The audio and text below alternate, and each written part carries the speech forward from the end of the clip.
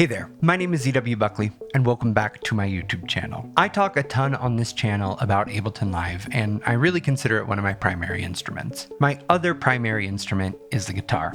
So today I want to take Ableton Live and guitar and make them go.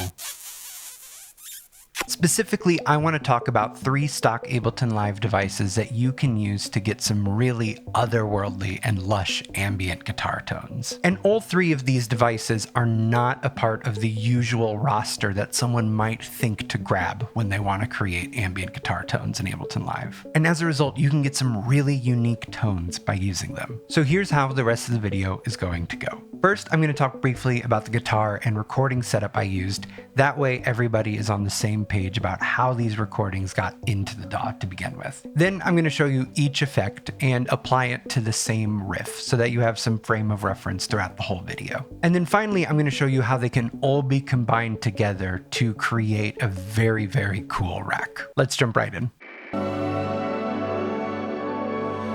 The setup for today's recording really is quite simple. I recorded my early 2000s Fender Mexican Telecaster directly into my Motu Ultralight MK5. That sounds like this. Once recorded, the only additional processing that I'm adding before the effects that you're going to hear is an instance of Ableton Live's glue compressor to just tame the peaks and generally even out the dynamics. And that sounds like this. The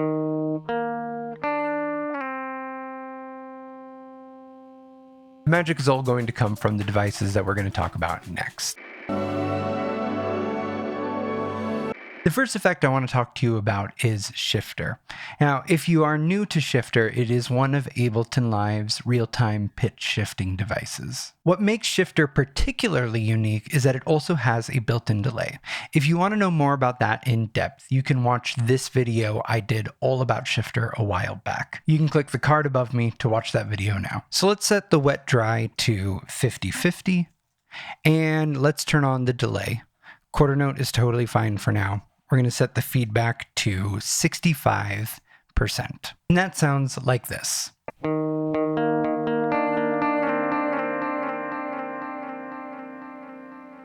It's a nice sound, but it's kind of static. The neat thing about Shifter is that with the delay enabled, all of the pitch shifting controls will then affect only the delayed signal. Now, instead of using the coarse control to introduce some pitch shifting, let's actually focus on the LFO because that's where the magic is for this particular application. I'm going to set the amount to 0.2, and we're going to almost immediately hear this wave-like effect on the delays.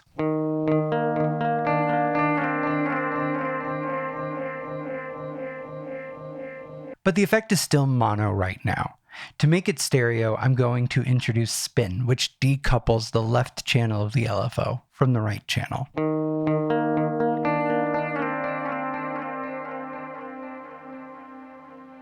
Now, to further shape the sound, you can play with the duty cycle, the tone, and the window as well.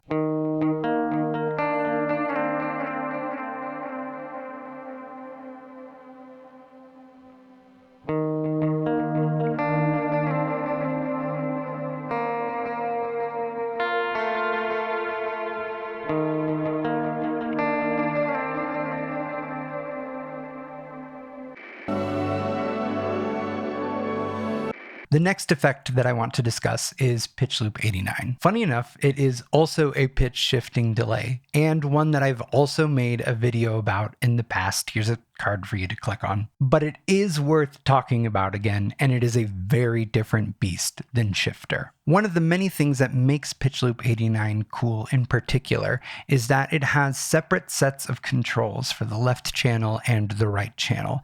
By default, they are synced together, and we'll leave it like that for now. So Pitch Loop 89 takes a portion of the incoming signal and places it in a buffer, and that's what it uses to generate the repeats that you hear, as well as the pitch shifting. The primary controls that we want to focus on is position, random, and segment. Let's set the position to 15, just a little further in the buffer, the random to 2, and the segment to 8%. And that sounds like this.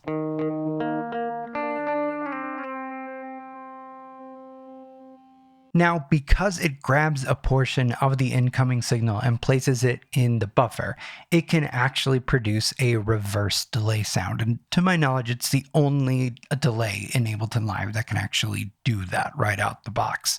And you activate that by hitting the back button. Check that out.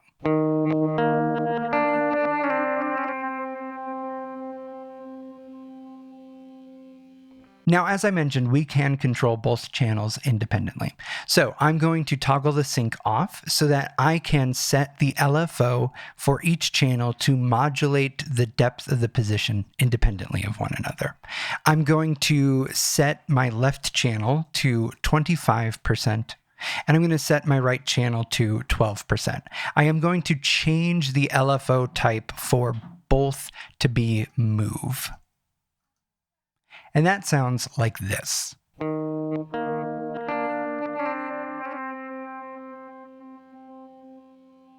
Now I'm going to re-engage the link control. That won't change anything that I've done, but I'm going to do that so I can now introduce feedback. So far we've only heard a single repeat every single time. So I'm going to set the feedback to 75%, and I'm going to set the routing to cross, so that way the left channel feeds back into the right channel and vice versa. And that sounds like this.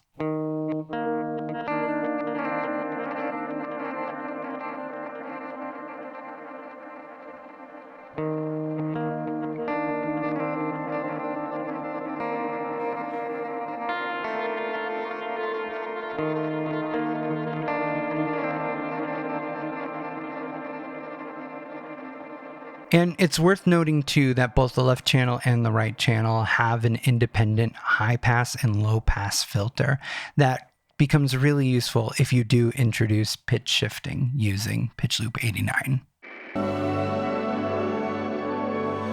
Now, Spectral Blur is our final effect that we're going to talk about today, and I am so confident that you've probably never heard of this.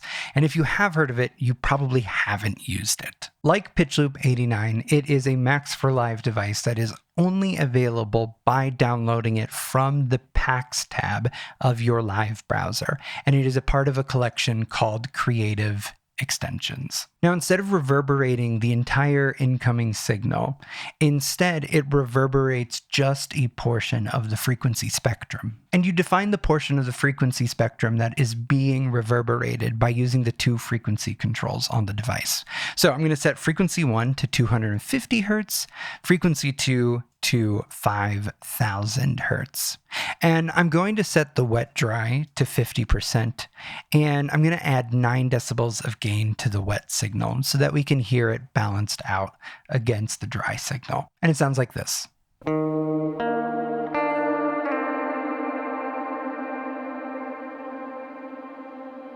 Now, the halo control is the length of the reverberated tail.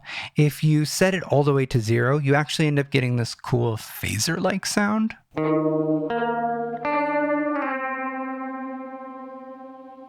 And if you max it out to 0.99, you practically get a freezing effect.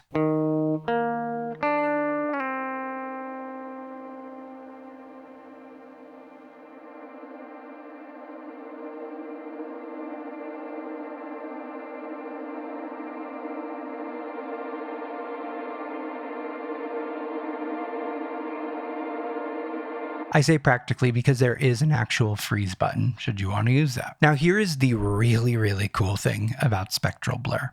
Let's say that I set my top band to 8,000 Hertz and I set my bottom band to 2,000 Hertz. If I hit this out button, now the portion of the frequency spectrum that is getting reverberated is everything that falls outside of that band. So from 20 to 2,000 Hertz, and then from 8,000 Hertz all the way up to 20,000 Hertz is getting reverberated.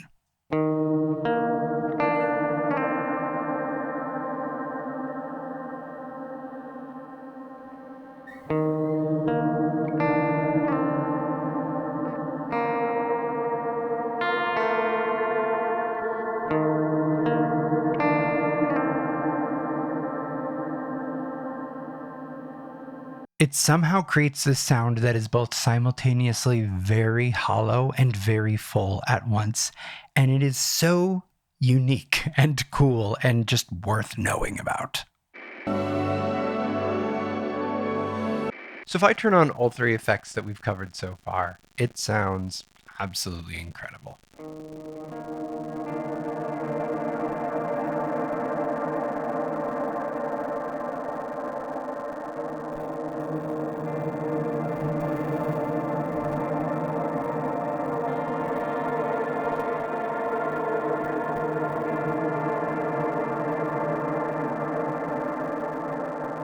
But that's a lot to manage all at once.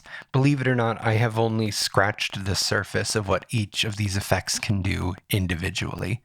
To try to make any sort of meaningful change to this tone would be overwhelming. I mean, given the parameters on all three of these devices alone, we are talking 100+ individual choices here. See, this is why I love Ableton Live, because I've taken all three of these effects as well as a ton of modulators, and I have consolidated them down into one well-organized rack. Now I can control the most essential functions of each device, as well as easily visualize their relationship to one another. The color blocking corresponds to device as well as signal flow. The blue delay feeds into the green pitch loop 89, which feeds into the yellow spectral blur.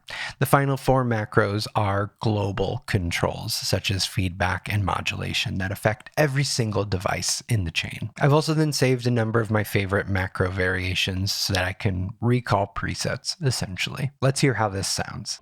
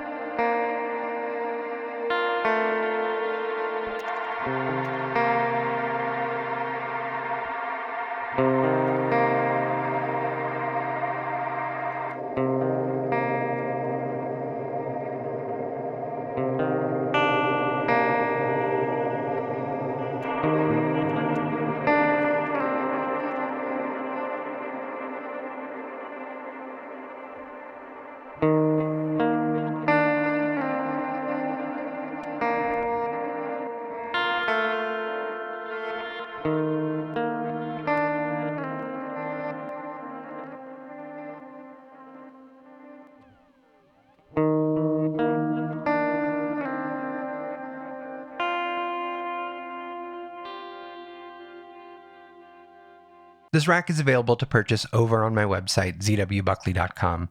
It's also part of my total bundle for half off. And if you already own the total bundle, you can just go download this rack for free right now. And thank you for already being a supporter of the work that I'm doing here on this channel. Thank you so much for watching. If you happen to also be a guitarist and an Ableton Live user like myself, then hopefully this video expanded your toolkit. You can literally do so much with just a guitar and Ableton Live. Let me know in the comments section below if that's something you'd be interested in hearing more about. And now would be a great time to subscribe and to make sure to hit the little notification bell, because I have a ton of great videos on the way. Till next time.